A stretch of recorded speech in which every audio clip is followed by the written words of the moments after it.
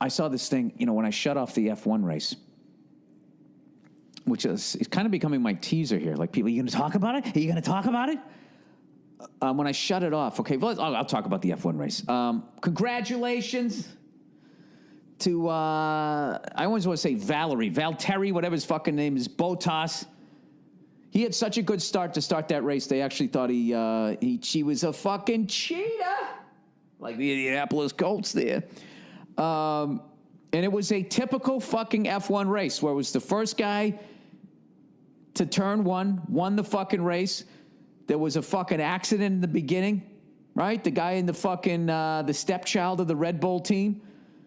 That Rojas fucking team, whatever they, oh, Jesus, Bill, grab your almanac.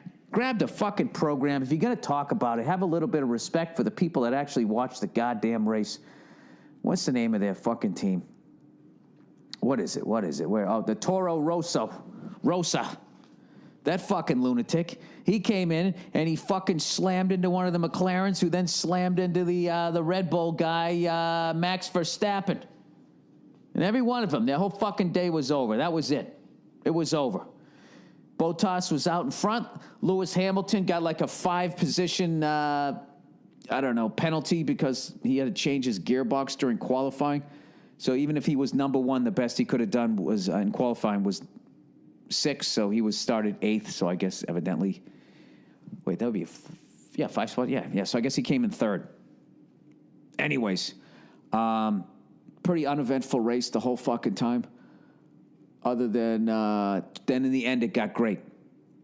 It got great. But I actually love the shit that Lewis Hamilton was talking.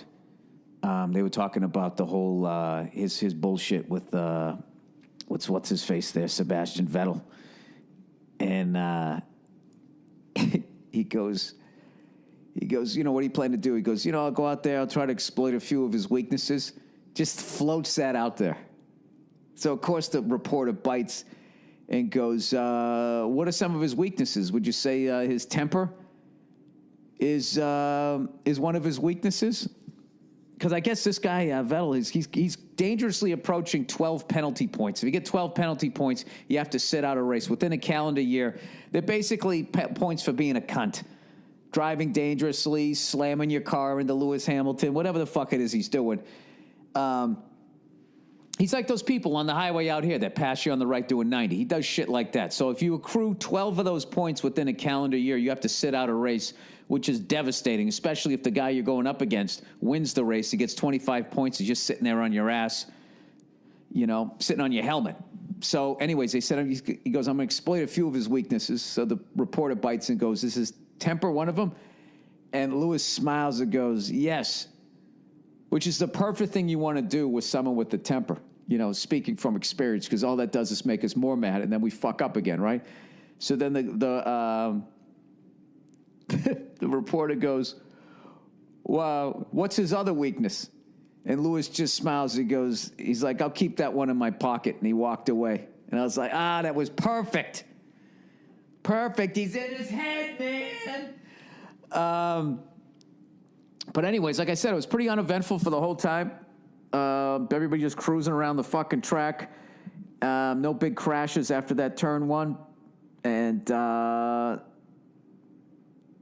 fucking American team, the Haas team, was up front for like 2 laps. They gave us a little pat on the head. Like we were able to hold off the Ferraris for the first 3 laps of a 71-lap race. And as an American, I'm supposed to be excited by that, as we have the Ferrari Junior engine, or whatever the fuck they give us. So anyways, the final 6 laps, Lewis Hamilton was right on fucking Ricciardo's ass. The tires are all fucking chewed up. I was convinced Hamilton was going to catch him. Ricciardo was able to hold him off. And then Sebastian Vettel was right on Bottas's ass. Once again, no passes were made, but it was still fucking exciting. The last 6 laps of the race was great. And that track was fucking cool as hell, man. I love how it starts uphill. That bizarre, I don't know, I've never seen a track laid out like that, and it's in the Austrian Alps. How do you not fucking go to that?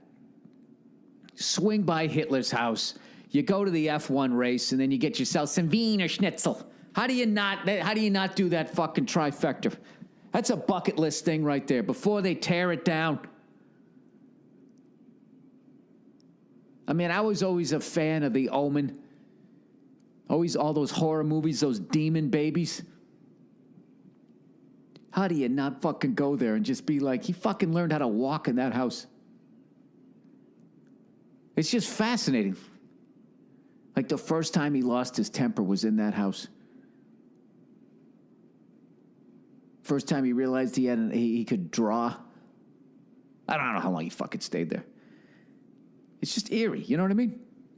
Look, if Universal Studios, if you can take the tour over there and they still have the fucking, the Psycho house, you know?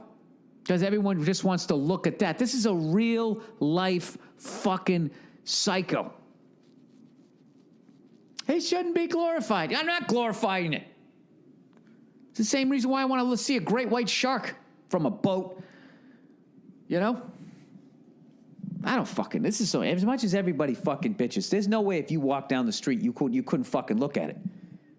You couldn't feel that fucking vibe of evil coming off the side of the fucking house. I don't know, they're probably right. They should probably tear the fucking thing down. You know? Why am I talking about Hitler's house? Can somebody explain it to me?